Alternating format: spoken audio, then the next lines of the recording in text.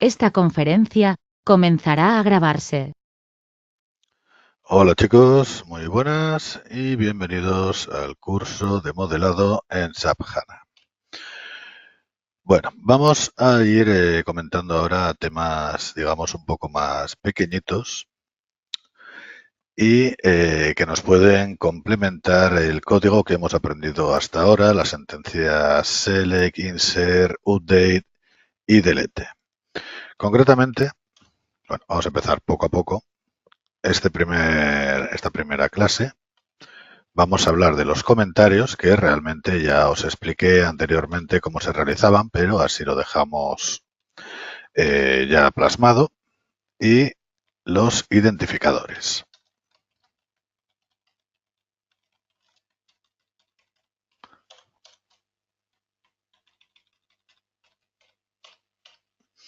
Vale, así queda más o menos bien el título. Vamos a comenzar. Comentarios. Bueno, esto ya, como digo, ya os lo había comentado en su momento.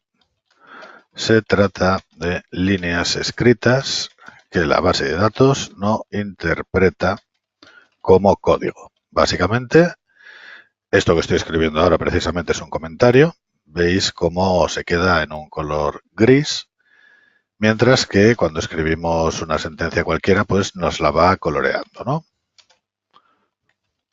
Lo va poniendo en negro, lo va poniendo en morado. Bueno, depende de cada palabra, pues tiene distintos colores que podemos ir utilizando. Nada, vamos a poner las anotaciones rápidas.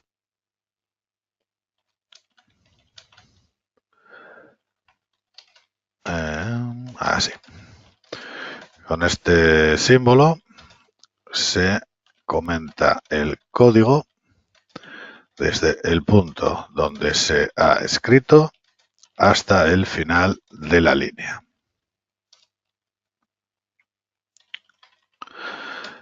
No podemos comentar, o mejor dicho, solo comenta una línea.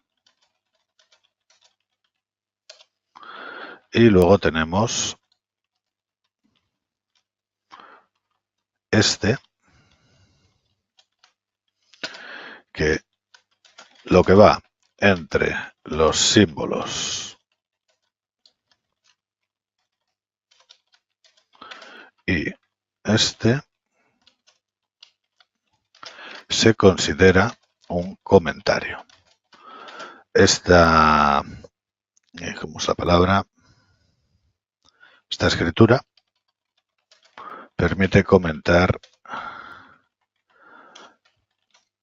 más de una línea al mismo tiempo. Vale, sobre comentarios, pues en principio no habría nada más que decir, así que vamos a pasar ahora a ver los identificadores. Vamos a ponerle también una cabecera.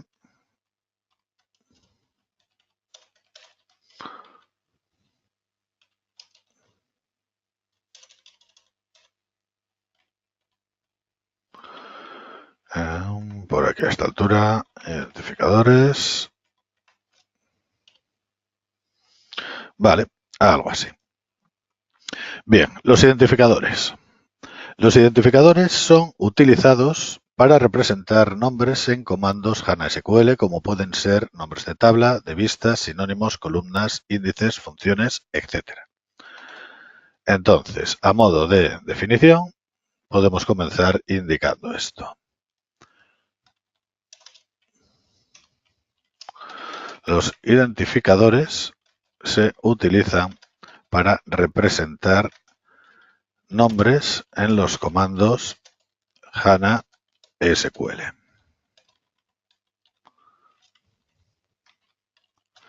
Y aquí matizamos, ¿no? Tablas, vistas, sinónimos, columnas, índices, funciones, etc. Vale, esto en realidad, bueno, ya me habéis venido viendo utilizarlo en más de una ocasión, y de dos y de tres, pero lógicamente, cuando no sabéis lo que tenéis que buscar, es muy sencillo que se os pase por alto. Vamos a ver esta sentencia, select asterisco from, yo que sé, la tabla de clientes, por ejemplo. Vemos en esta sentencia esta parte de aquí, bb modelado HDI bbdd /1 y esta otra parte de aquí con todo el namespace y el nombre de la tabla. Estos son los identificadores de los que estamos hablando. Como bien indica, en la documentación se utilizan para representar nombres de objetos de la base de datos. Vemos por una parte esto del principio, que es el nombre del esquema que estamos utilizando. Y vemos esta otra parte, que es mucho más larga. Esta sería el nombre de la tabla, concretamente la tabla de clientes con todo su namespace. Con cualquier consulta que realicemos, en principio nos vamos a encontrar estos elementos. Nos puede ocurrir, como estaba haciendo yo en las últimas clases, que básicamente estaba utilizando los nombres de forma directa, sin introducir el esquema, sin introducir el nombre de la tabla sí, pero estas no tienen namespace, ya que las creé yo de forma manual. Y esto también sería un identificador, lo que pasa que en principio no va a cumplir las características que os voy a comentar a continuación, sino que la base de datos de frente ya lo interpreta como tal. Vale, por no ir liándonos. A ver. Espera, que tengo por aquí algo anotado, estoy mirando a ver si es importante. Bueno, mira, va relacionado precisamente a esto, ¿no? Que depende con qué base de datos estéis trabajando, depende con cómo estemos haciendo las cosas. Normalmente los identificadores suelen detectarse por el tema de las comillas dobles si queremos diferenciar entre mayúsculas y minúsculas. Si no queremos diferenciar entre mayúsculas y minúsculas, se pone el nombre sin las comillas dobles y en SAP lo que hace es convertirlo todo a mayúsculas. Vale, detalles, esos son detallitos a tener en cuenta. Por otra parte, el esquema, esta parte de aquí, no siempre es indispensable introducirlo. Normalmente, nosotros cuando trabajamos ya estamos conectados a una base de datos concreta que tiene un esquema concreto en uso. Entonces, cuando esto ocurre, yo realmente, si aquí borro esta parte, me sigue haciendo la consulta sin ningún tipo de problema. Por protocolo, digamos, lo que se considera es que debería de escribirse el esquema y la tabla. De esta forma, cualquiera que lea el código tiene bien claro dónde estamos trabajando. Pero bueno, a la hora de trabajar nosotros más cómodos, en principio sirve de las dos maneras. También os digo, si estamos conectados a un esquema, trabajando con los objetos de ese esquema no tenemos que escribirlo, pero si queremos utilizar un objeto que pertenezca a otro esquema distinto al que nosotros estamos conectados, ahí sí que por narices voy a tener que indicarlo, porque si no la base de datos va a suponer que está en el esquema al que estoy conectado, no va a encontrar ese objeto y por lo tanto me va a dar un error e indicarme que no se encuentra o que no existe ese esquema. Vale, a ver qué más puedo deciros por aquí. Nada, es lo que tengo anotado, ya lo hemos estado viendo, así que nada. Bueno, los identificadores. Más detalles que tenemos con respecto a ellos. Permiten utilizar cualquier carácter Unicode estándar. ¿Qué es el Unicode? Puede que algunos os tenga que explicar un poquito esto porque, bueno, tampoco es que todo el mundo tenga por qué saberlo. Digamos que cuando empezamos a trabajar con la informática, en los primeros años especialmente, se creó un código, una tabla de caracteres que se conocía como el ASCII. Vamos a ver una por aquí. Vale. Esta básicamente nos representa todos los caracteres que yo puedo escribir en el ordenador.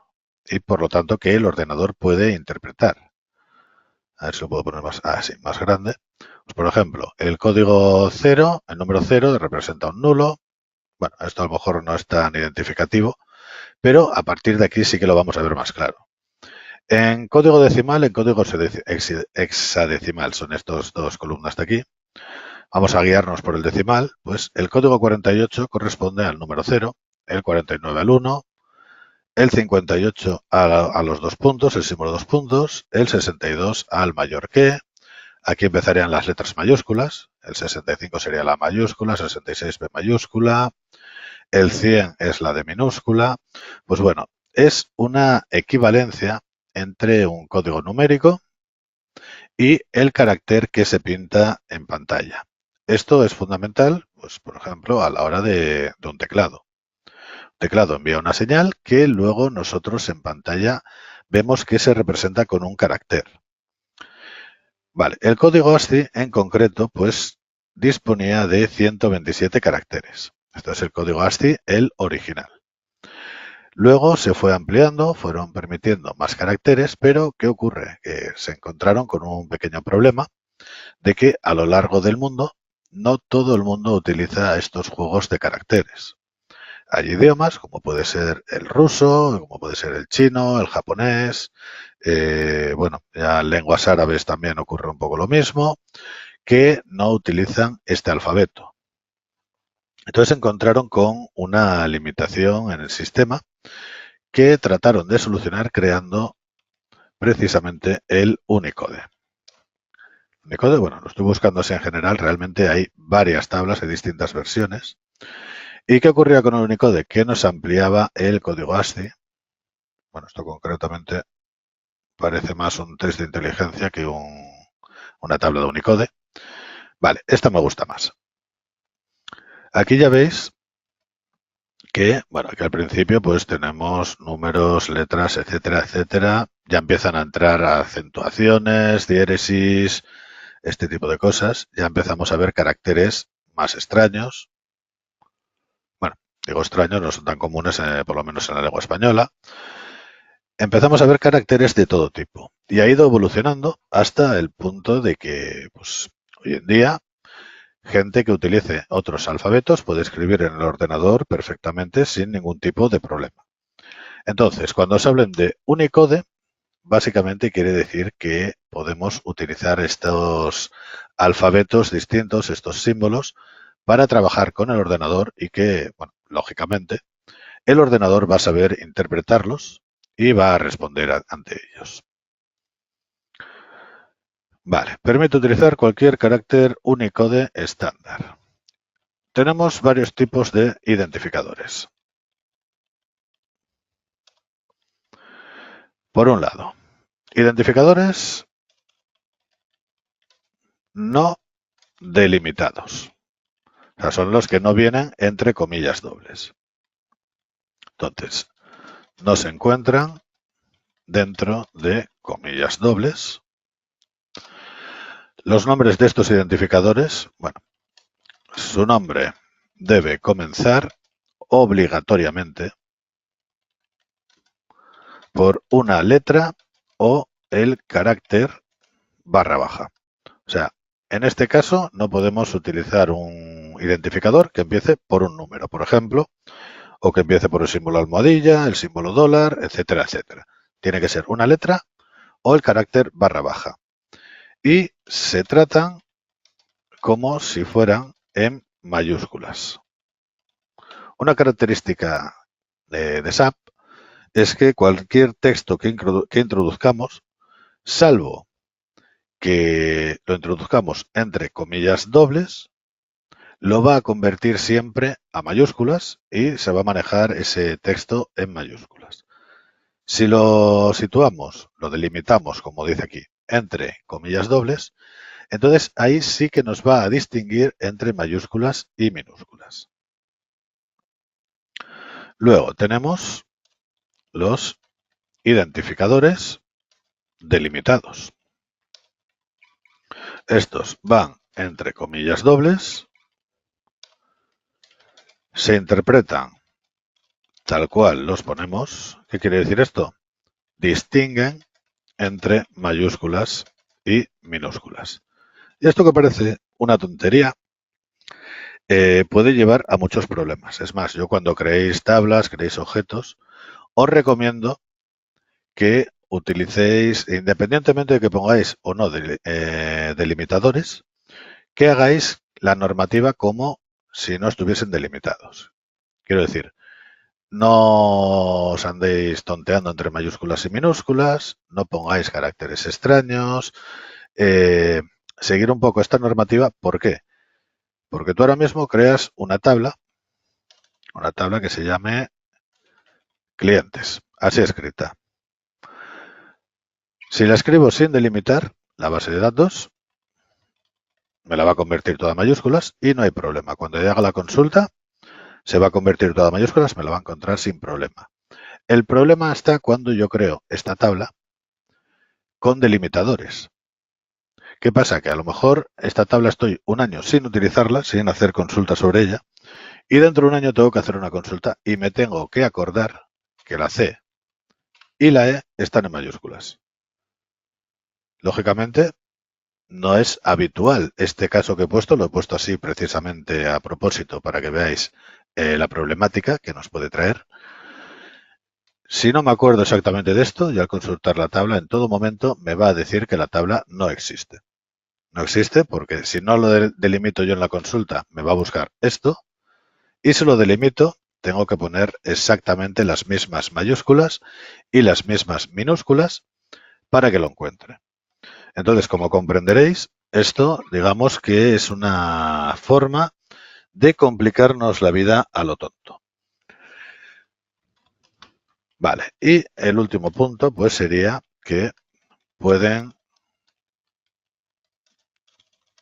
contener cualquier carácter, incluidos los caracteres especiales.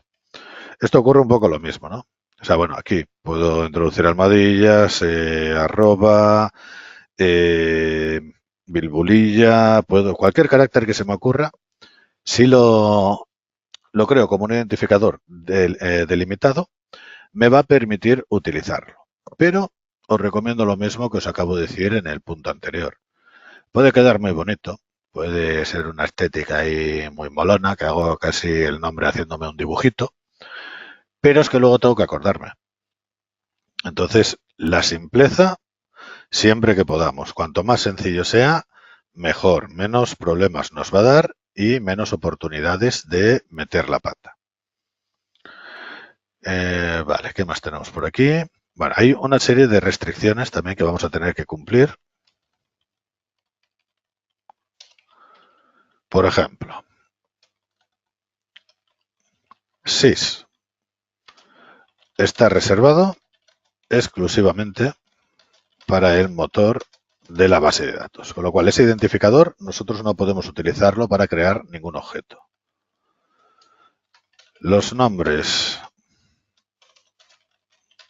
de usuario y roles tienen que ser usados como identificadores no delimitados. Entonces, para estos objetos en concreto, no nos permite hacer la delimitación. Y el tamaño máximo para un identificador es de 127 caracteres. A ver, también os digo, creo que yo nunca he llegado a hacer un nombre, un identificador que ocupe tanto. No lo veo para nada habitual y, bueno, salvo ahora mismo es que no se me ocurre ninguna situación en la que digas tú, coño, pues necesito todo ese tamaño para poner un identificador. Un identificador, daros cuenta de que es el nombre de una columna, de que es el nombre de una tabla, este tipo de cosas. Entonces, no sé, un identificador de ese tamaño, pues a mí me parecería inmenso. Pero bueno, puede darse el caso, puede ocurrir que tengamos que hacerlo y entonces ahí el límite pues sería 127. Y os voy a apuntar por aquí.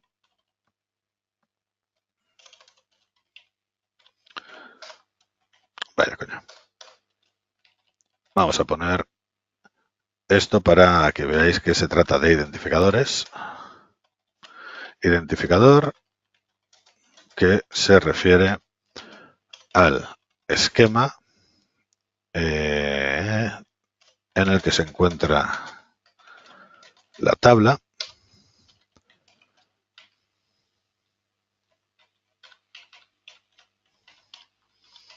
y esto sería pues el identificador que nos ubica el objeto. Y bueno, pues aquí en principio poco más que decir, ¿no? Como ven, los identificadores simplemente son los nombres de los objetos. Y lo dejamos por aquí. Nada, chicos, buenas noches y nos vemos en la próxima clase.